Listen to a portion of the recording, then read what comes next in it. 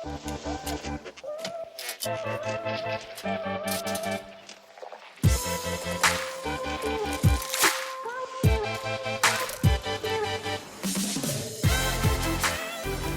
morning, everybody. I'm so glad I didn't fall up the stairs. The last time I walked up the aisle here, my sister was getting married, so this is a very special place for me. Girls, where are you from? Holy Killiney. Holy Child Killiney. Thank you for coming.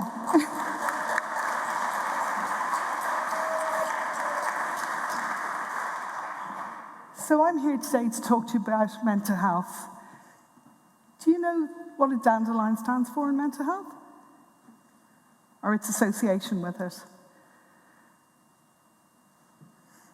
So a dandelion symbolises good mental health, positive mental health.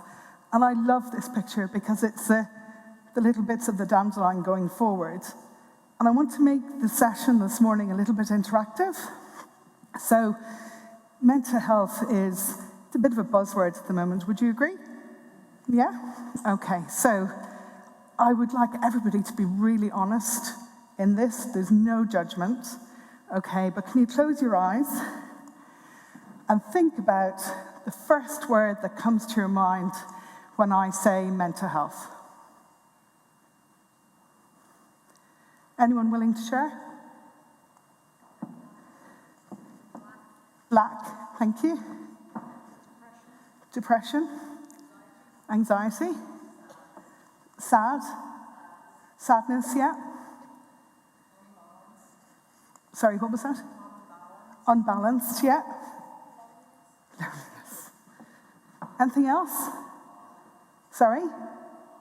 I can't hear you. Family, yeah. Probably mad.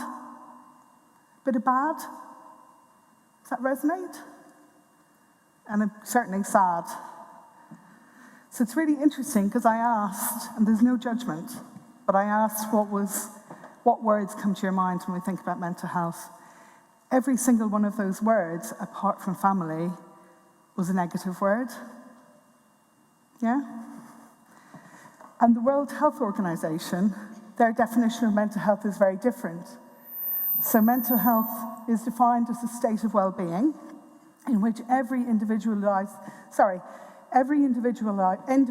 realizes his or her own potential, can cope with the normal stresses of life, can work productively and fruitfully, and is able to make a contribution to his or her community.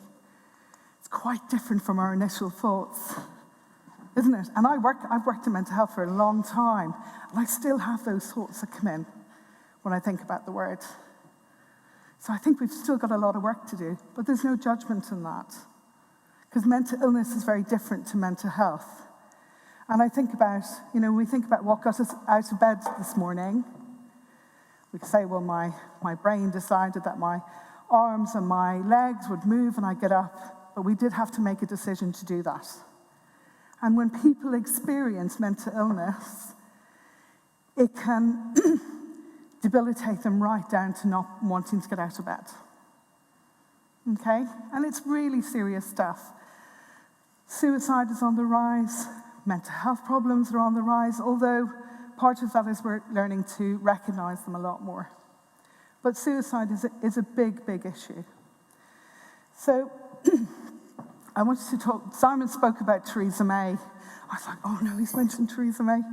So we're making loads of progress, I think, across the world around reducing stigma for mental health.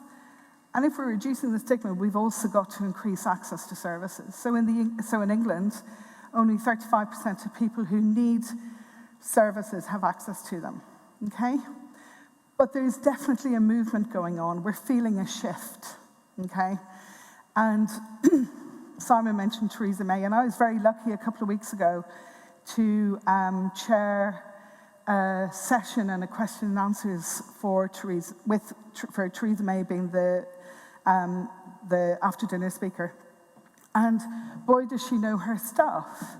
And whatever your politics, by her standing on the front of 10 Downing Street, and her first speech at the Charity Commission was about mental health, has had a huge impact, as well as the Royal campaign. I'm sure you're familiar with the Heads Together campaign. So whatever your politics, she's had a really tough job, I think, the woman. In the mental health community, she's done quite a lot for us. And I was talking to a friend of mine, Gary McKeown, thank you, Gary McKeown, who is a poet, and he's also a Trinity alumnus, was really excited that I was coming here. And he's a program director at St. George's House in Windsor Castle. And I sat down with him the other day and I said, Gary, you've got this incredible mind, these are my thoughts about what to speak about, because speaking about mental health in 8 minutes is not an easy task, okay? So, being a poet, he wrote us a little thing relating to the best of times and the worst of times. So I'm just going to finish by reading it out. So every age has its polarities, every age has its priorities. Mental health issues appear at last to be having their day in the sun. The best of times indeed, and I guess the right time to take advantage. The time to move away from stigma and towards an acknowledgement that mental illness affects all of us to a greater or lesser degree. For mental health, what has too often been an age of despair might just be becoming an age of hope. Thank you.